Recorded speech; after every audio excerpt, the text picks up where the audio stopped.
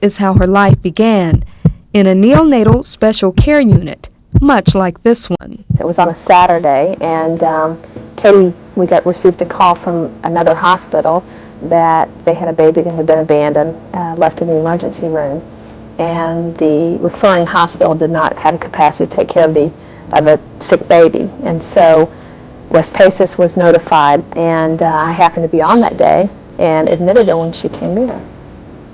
Darlene Carnes is a neonatal nurse practitioner.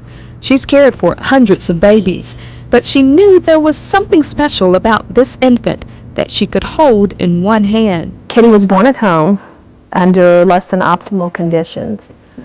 Her mother took her to the hospital once she realized that, what we understand from the mother is that she didn't know she was pregnant.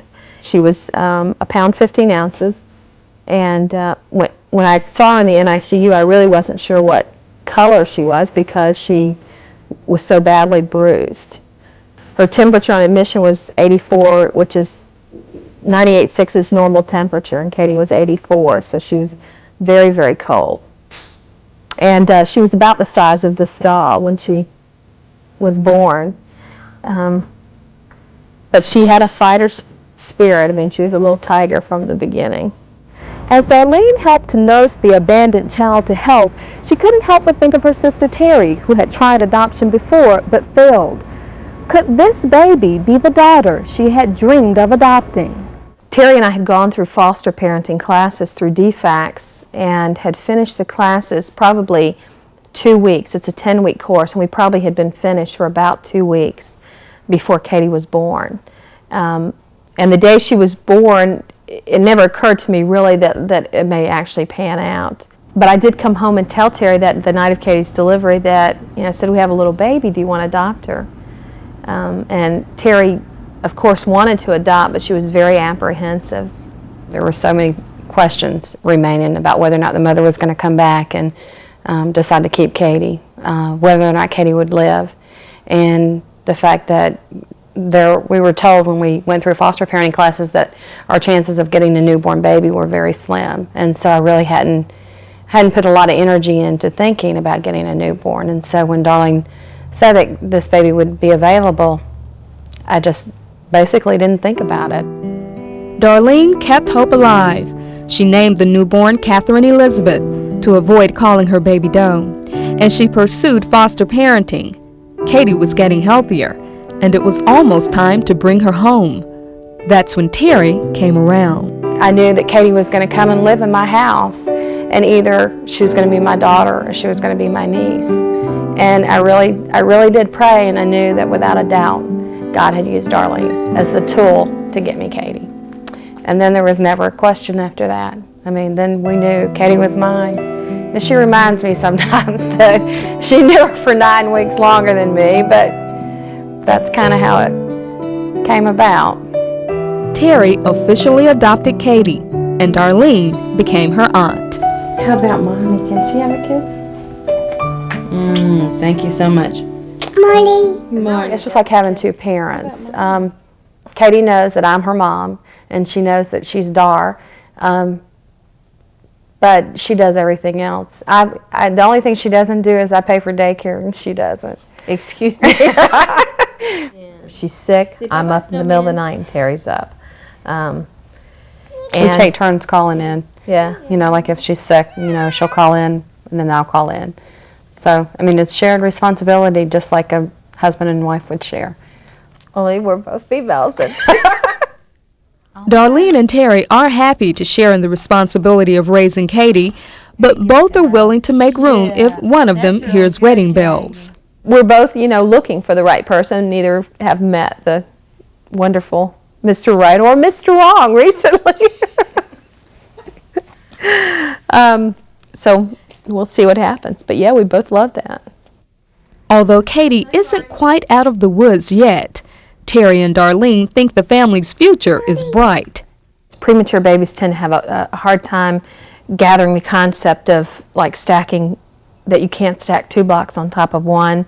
She's very much at risk for attention deficit disorder because of her history and her prematurity. It's exacerbated by her prematurity, but just the fact that the conditions in which she was born put her at risk. You know, the things we've conquered already are incredible. My biggest prayer at night is that she'll grow up just to be happy and healthy, and whatever her limitations are, that I'll just accept them and just be as in love with her 20 years from now as I am right now.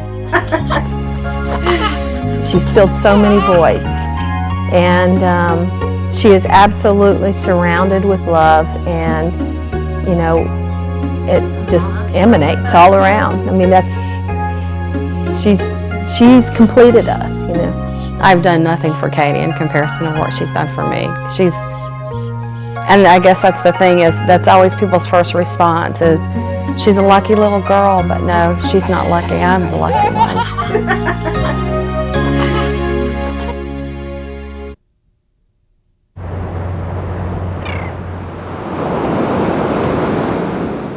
The rocky ledge runs far into the sea, and on its outer point, some miles away, the lighthouse lifts its massive masonry, a pillar of fire by night, of cloud by day.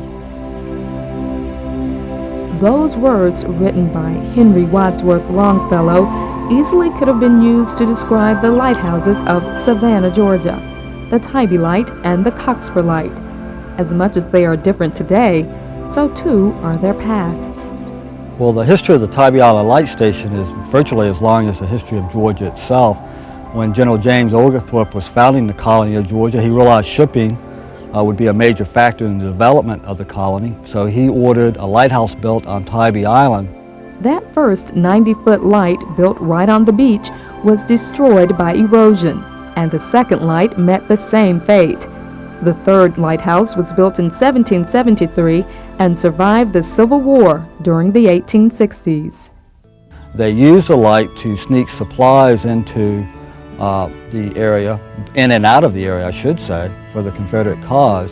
But as they watched the Union forces collect at Hilton Head Island, about 6 nautical miles away, they realized an attack was imminent, so they vacated Tybee Island, took refuge in Fort Pulaski, and decided before they left they would render the lighthouse useless to the Federal forces, and they set fire to it, burning the interior wooden stairs and landings, and virtually destroying the third Tybee Island light as an aid to navigation. But the light was not totally destroyed. In fact, the first 60 feet were kept as the foundation to the fourth and present light, built in 1867. Today, the Tybee Light stands 164 feet tall. In fact, it necessitated 3 keepers who were stationed here from 1867 to 1939.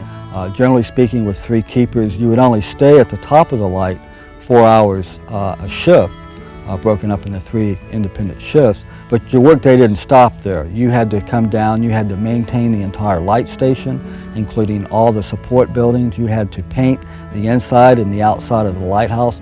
You had to constantly clean the lens. You had to maintain nearby river buoys and channel markers.